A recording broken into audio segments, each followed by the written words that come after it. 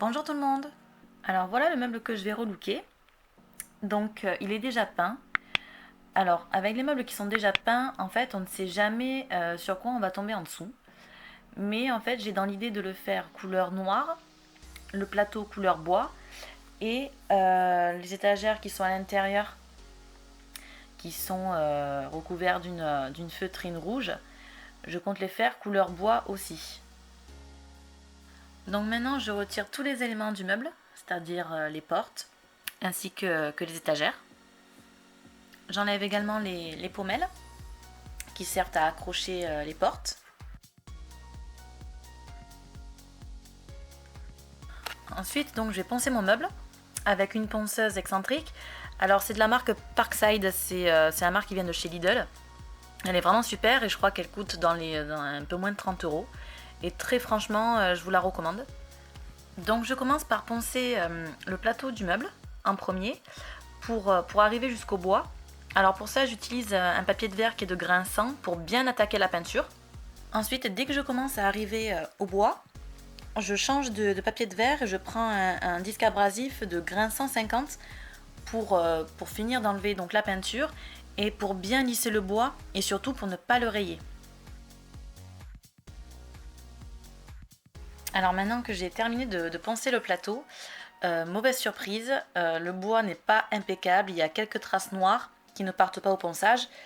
En plus de ça, je pensais que le meuble était en plaquage chêne, mais en fait non, c'est du plaquage hêtre.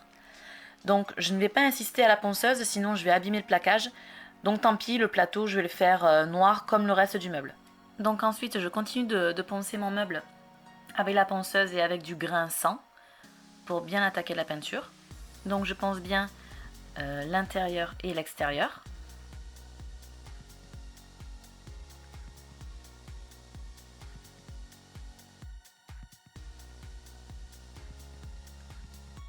Ensuite, je ponce toutes les petites moulures à la main avec le papier de verre.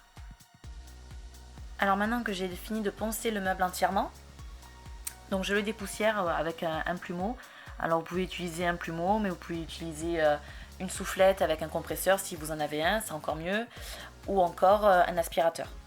Alors ensuite, je vais appliquer une base accroche de couleur grise parce que je vais appliquer après une peinture noire. Donc en fait, ça va permettre de couvrir plus facilement mon meuble plutôt que d'utiliser une base accroche blanche. Donc tout d'abord, j'utilise un pinceau à bout rond pour bien dégager tous les angles du meuble.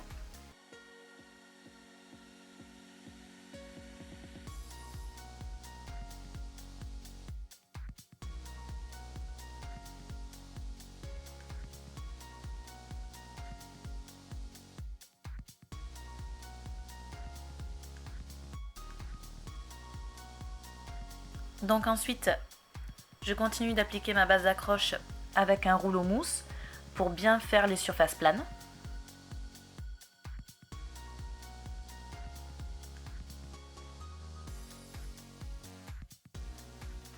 Alors après ça, je vais enlever les vitres donc des portes.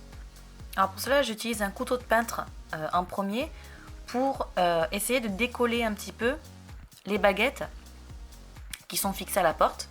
Ensuite, pour les enlever, j'utilise un tournevis à tête plate pour m'introduire donc entre la baguette et la porte.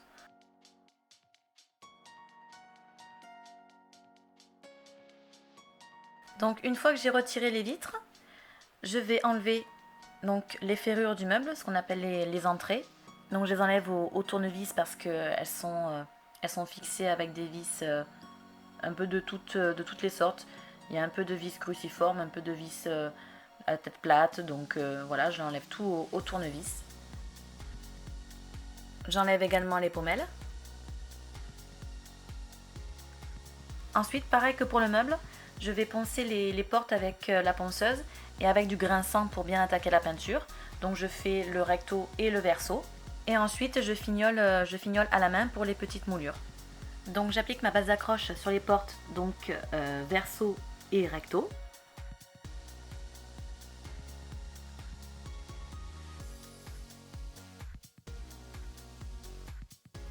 Alors maintenant que mon meuble est sec, je l'égraine avec une éponge abrasive, avec un grain de 220. Et le but est d'enlever en fait cet effet rugueux et granuleux qui se produit quand on applique de la base accroche ou de la peinture sur du bois. Donc le fait de faire ça, de le poncer un petit peu, ça lui permettra d'avoir un aspect bien lisse quand il sera fini.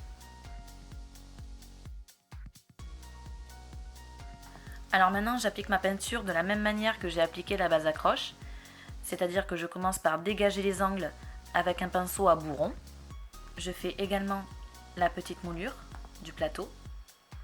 Après ça, j'utilise le rouleau pour peindre toutes les surfaces planes. Et je vais commencer par le plateau.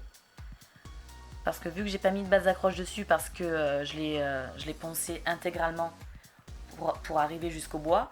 Donc pas besoin de mettre de base d'accroche. Je vais peindre directement avec la peinture noire au rouleau.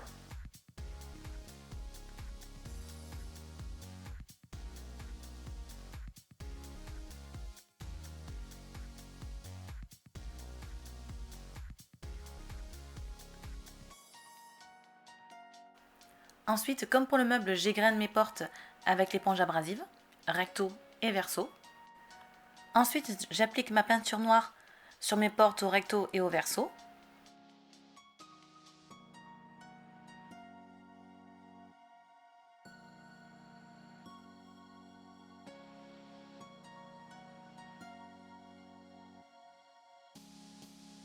Ensuite, je vais appliquer ma deuxième couche de peinture noire sur mon meuble avec le pinceau et le rouleau.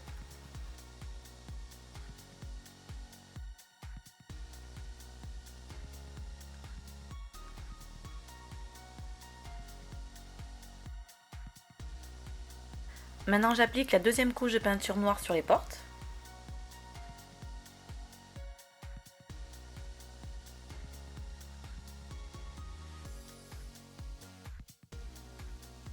Alors maintenant, je vais m'occuper des étagères, donc qui sont recouvertes par une feutrine rouge que je vais décoller.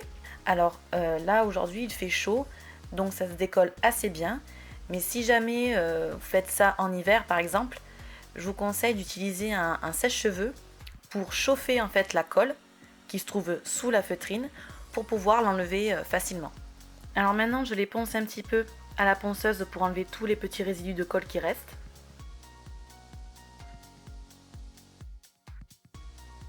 Ensuite, je vais leur appliquer 2 couches de cire recto et verso. Donc maintenant que mes portes et mon meuble sont secs, je vais leur appliquer donc un vernis.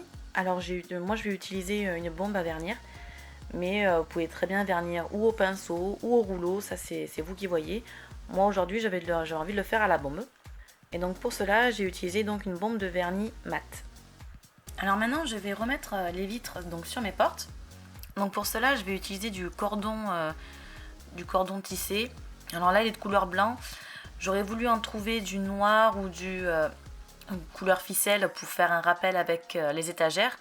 Mais malheureusement dans le magasin de bricolage où je suis allée, j'en ai pas trouvé. Donc je me suis rabattue sur le blanc. Donc après ça je vais placer mes nouvelles vitres qui m'ont coûté 12 € les deux. Donc je les place dans la feuillure de la porte, donc bien centré, bien comme il faut. Donc ensuite j'utilise mon pistolet à colle pour coller donc la vitre avec le cordon. Alors j'ai pris un petit pistolet à colle qui m'a coûté 10 € je crois. J'ai pris le moins cher que j'ai trouvé dans le magasin de bricolage où je suis allée.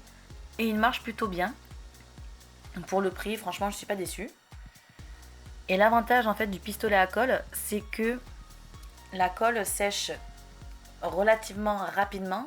Donc c'est quasiment instantané, il n'y a pas besoin d'attendre énormément donc de temps de séchage parce que ça sèche quand même vite. C'est d'ailleurs pour ça qu'il faut d'abord mettre un peu de colle, ensuite tout de suite coller le cordon et ainsi de suite.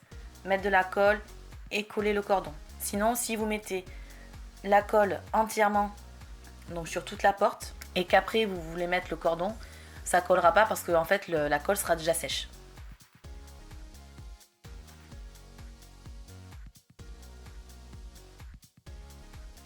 Après ça, je remonte les ferrures que j'avais démontées.